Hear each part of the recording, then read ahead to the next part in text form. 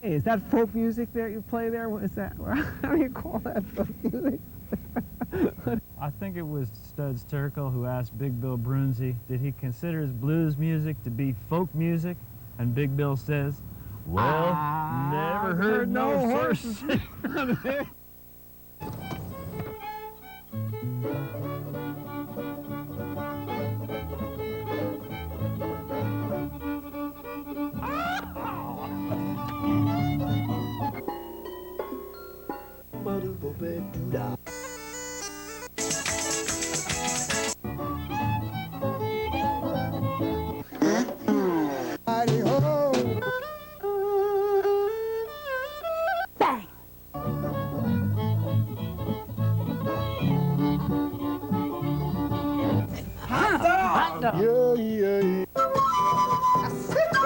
Don't hesitate. It could be your ticket to a new tomorrow.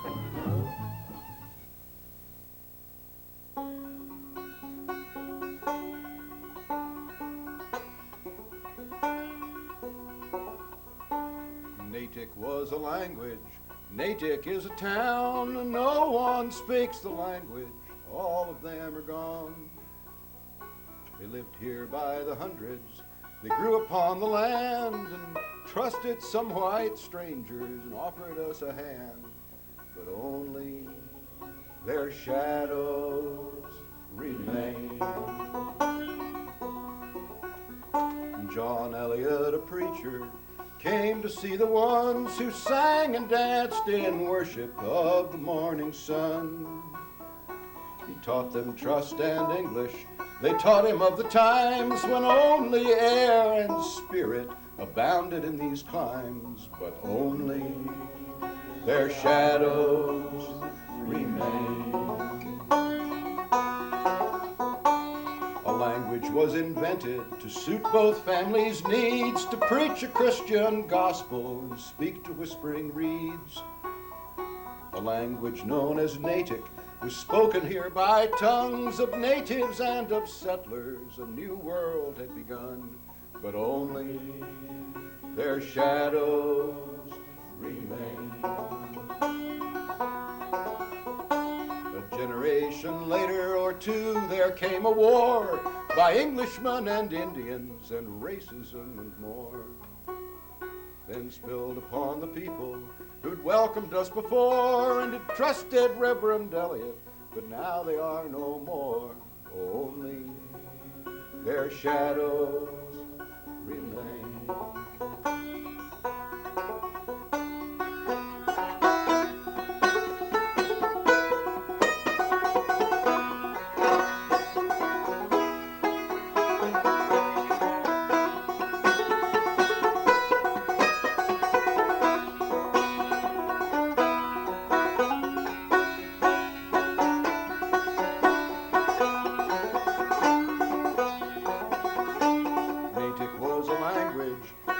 Is a town, and no one speaks the language, all of them are gone.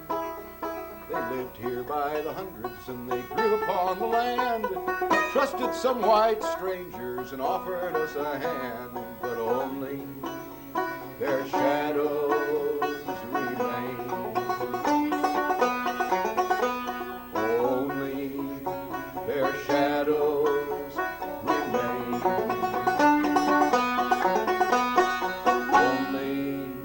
Their shadows remain.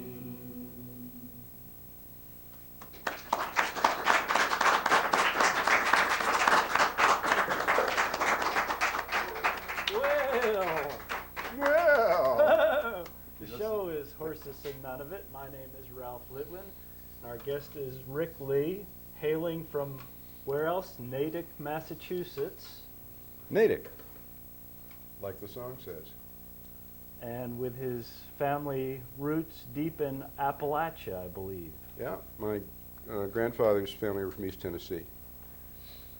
And he has a recording by the name with that title track. Right. And people can find more information at your email address. And my website as well, ricklee.org. easy to remember. Yes. Welcome to the show. Thank you. Did I say that already? Yes. I liked Nice to see you. I liked the vocalization at the beginning in which you did your little horse thing. Yay! Yeah, right. Whoa, Wilbur. That was cool. So do you sing in that voice in order to show that horses do sing some of it? No, I actually don't sing in that voice. But you talk in that voice. Only today. Okay. Okay. Special for you. Thank you. I feel very special. So that's a great song. Thank you. I wrote it 20 years ago, and almost 20 years ago. Yeah, just about 20. And it came out of a long series of conversations with a neighbor of mine who was a newcomer to Natick at the time, but who'd done a lot of research about the history of the town. And that the story of that song is the story of the town between 1650 and 1675, where for 25 years the white settlers and the natives lived together in peace and harmony and with a lot of mutual respect, and did some extraordinary things, including translating the whole Bible, Old and New Testament, into the Indian language and printing it. It's the first book printed on American soil. Wow. On a press that was imported by John Eliot, who's mentioned in the song, from the Society for the Propagation of the Gospel.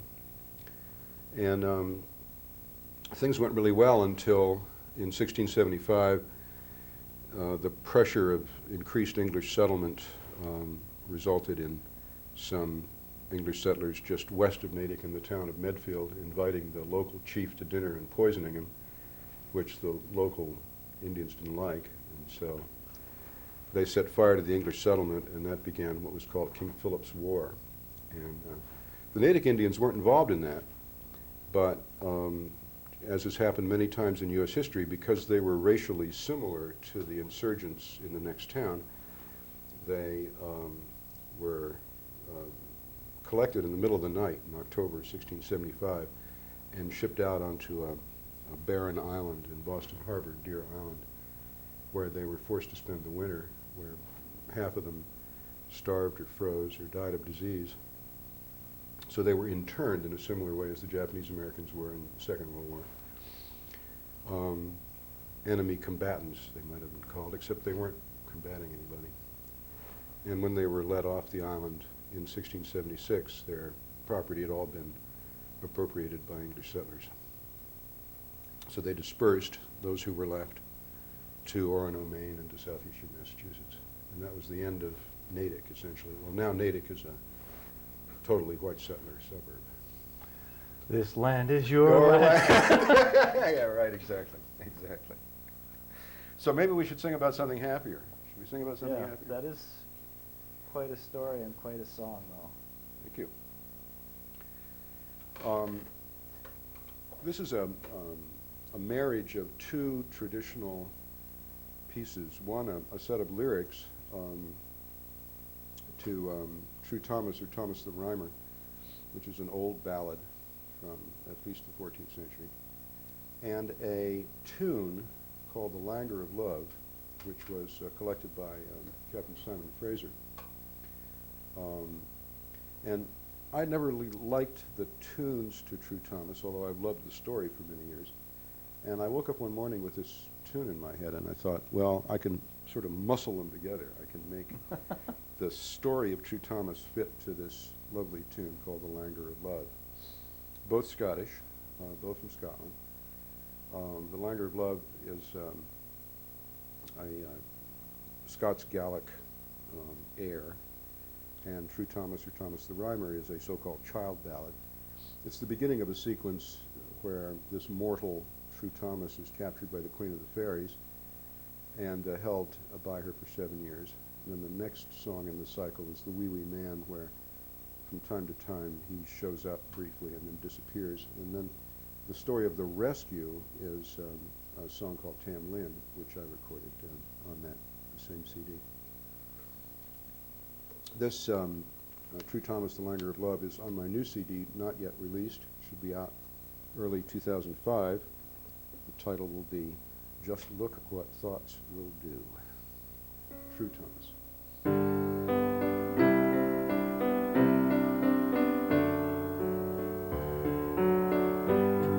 Thomas lay on Huntley Bank, and he beheld a lady gay, a lady that was brisk and bold, came riding down by Eildon Tree. Her shirt was of the grass-green silk, her mantle of the velvet fine, and at each toss her horse's mane rang 50 silver bells and 9. Thomas he threw off his cap, and falling down upon his knee, all hail thou mighty Elfland Queen, you're like on earth I've never seen. And as he looked into her eyes, so blind in love he fell, then said she, if you would dare to kiss my lips, sure of your body I will be.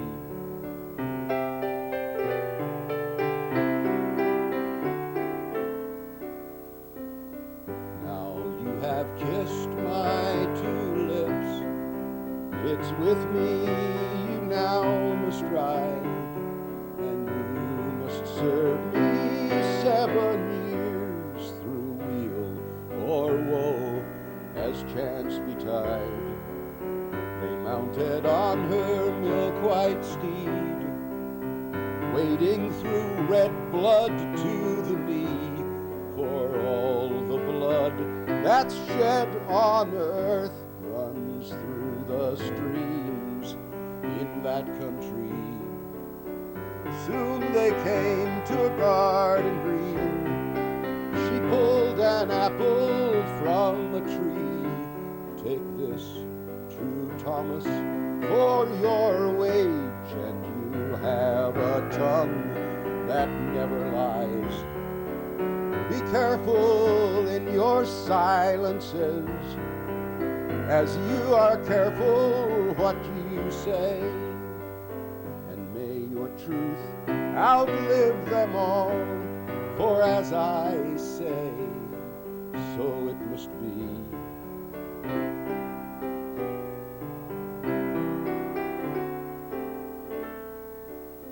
Oh, see you not that narrow road, all thick beset with thorns and briars?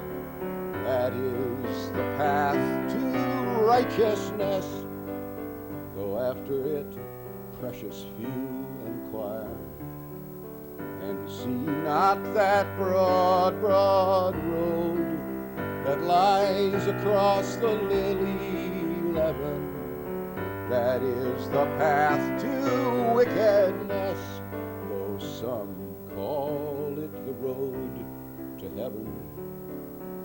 They rode on and farther on, wading rivers above the knee, and they saw neither sun nor moon, but they heard the roaring of the sea. He's got a cloak of the elven cloth, a pair of shoes of the velvet green, until 7 years were gone and past, true Thomas on earth was never seen.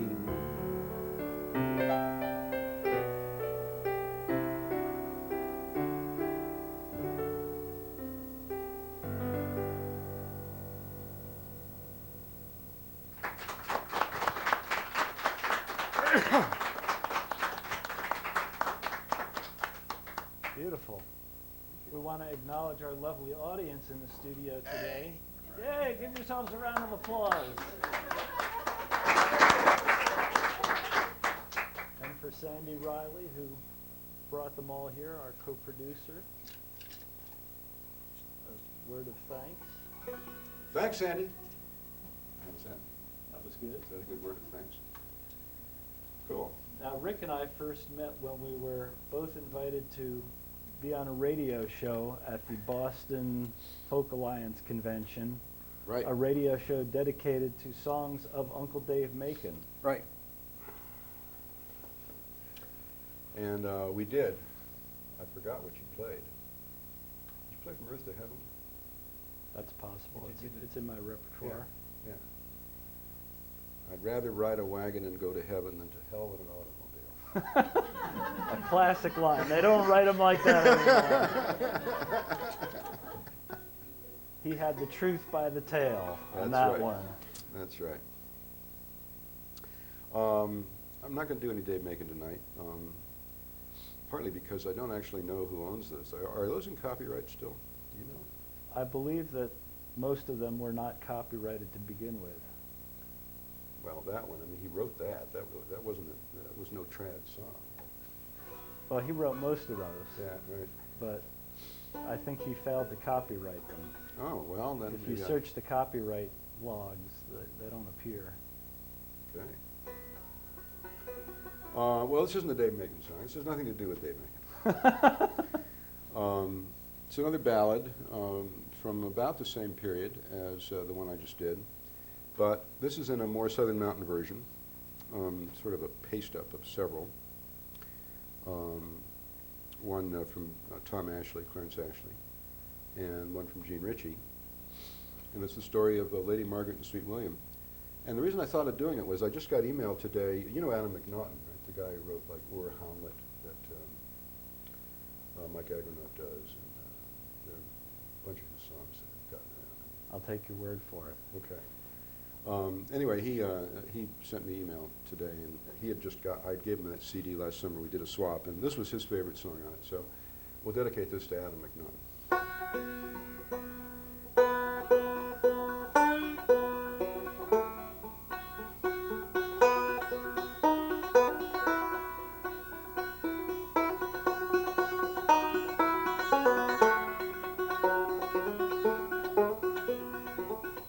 Lady Margaret is sitting in her high hall tower, combing back her long yellow hair, saying, I'll go out and bid him farewell and never no more go there. It was so late, late in the night, when they were fast asleep, Lady Margaret appeared all dressed in white and standing at their bed feet. How do you like your bed? She asked him. And how do you like your sheet? And how do you like that fair young lady who's lying in your arms asleep? Well, do I like my bed, he told her. Much better do I like my sheet. Far better do I like that fair young lady who's standing at my bed feet. Such dreams, they are no good. Such dreams, they are no good. I dreamed that my hall was filled with wild swine and my true love was swimming in blood.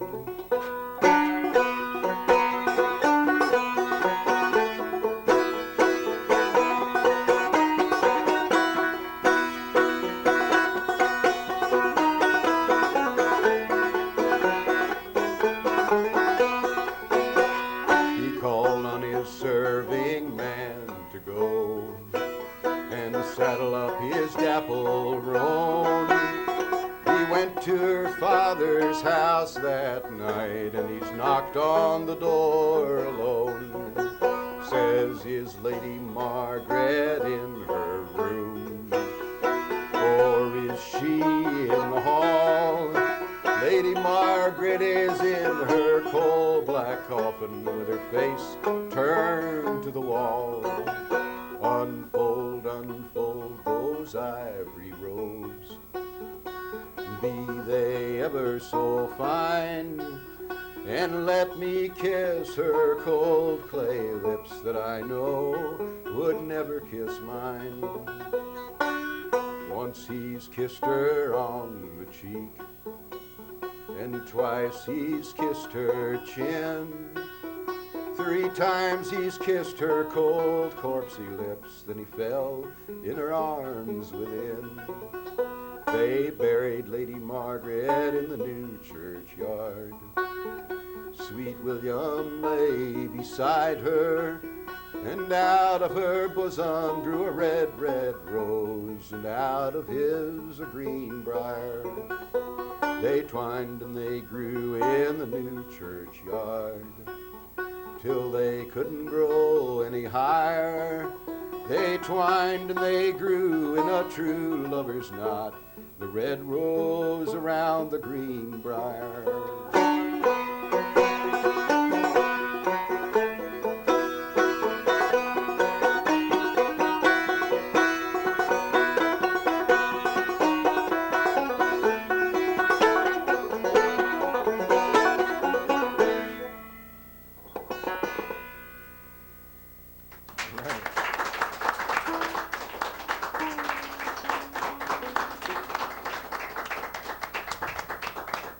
Rick, do you find there's a big surge in demand for your performances around Halloween? Well, actually, the sequel to True Thomas, Tam Lin, is a Halloween song. It's about how he's rescued from the Queen of the Fairies, as can only happen on Halloween. And so, yeah, there's a big demand for me to sing Tam Lin on Halloween.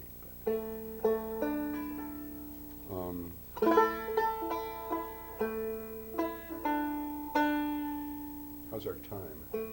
We've got about 6 minutes. 6 minutes. Really? Having such a good time.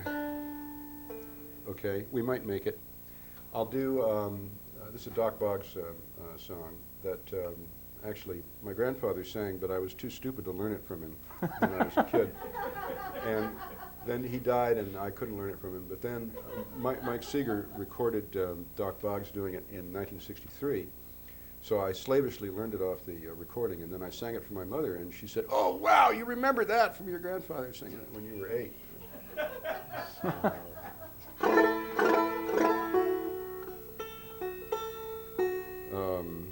Okay, here's where we break the string, right?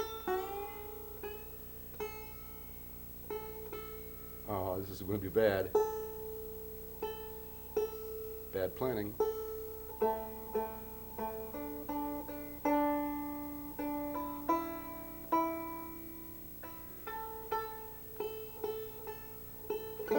So it's a setting of Luke 15, the prodigal son. You all know the story, and you'll learn the chorus quickly. Chorus goes, I believe I'll go back home. I believe I'll go back home, and I believe I'll go back home, acknowledge I've done wrong. When I left my father's house, I was well supplied. I made a mistake, then I did go. Now I'm dissatisfied, and I believe I'll go back home. I believe I'll go back home, and I believe I'll go back home, acknowledge I've done wrong. I'll go back to my father's house, a place I love so dear. There they have bread to eat, I'm starving here, and I believe I'll go back home. I believe I'll go back home, and I believe I'll go back home, acknowledge I've done wrong. I'll go back to my father's house, and I'll fall down on my face. I'll declare I am unworthy, then I'll seek a servant's place, and I believe I'll go back home. I believe I'll go back home, and I believe I'll go back home, acknowledge I've done wrong. When the father seen him coming, he did greet him with a smile. He threw his arms around him, saying, this is my wandering child, and I believe I'll go back home. I believe I'll go back home, and I believe I'll go back home, acknowledge I've done wrong. Father sent for his servant, saying, go kill the fatted calf. Invite both friends and relatives, the son's come home at last, and I believe I'll go back home. I believe I'll go back home, and I believe I'll go back home, acknowledge I've done wrong. Well, the banquet's in position, all sorrow had passed. The father's heart was filled with joy, the son's come home at last, and I believe I'll go back home. I believe I'll go back home, and I believe I'll go back home, acknowledge I've done wrong. The elder son was jealous. I believe I heard him say, you gave my brother his portion, but I never went away, and I believe I'll go back home. I believe I'll go back home, and I believe I'll go back home, acknowledge I've done wrong. Father says to his eldest son, you've been both good and kind. Not a calf I've given thee, but all I have is thine, and I believe I'll go back home. I believe I'll go back home, and I believe I'll go back home, acknowledge I've done wrong. Once more. I believe I'll go back home. I believe I'll go back home, and I believe I'll go back home, acknowledge I've done wrong. Okay, so we'll try you may try it, right? All right. Pleasure having you on the show, Rick. We'll take it out with this little tune of your composition. That's right, which we've never played together before. I sent it to Ralph on an MP3, and he was learning it off of there. But now I need to tune to you. So that's our first official act here. Key of A. Not too bad.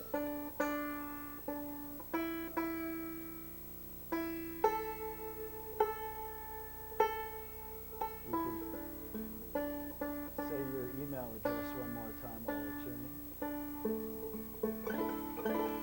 Rickley at POBox.com, or the easiest way is the URL, which is just rickley.org. We in tune? Well, it's tolerable, right? Close enough for country. Horses don't tune.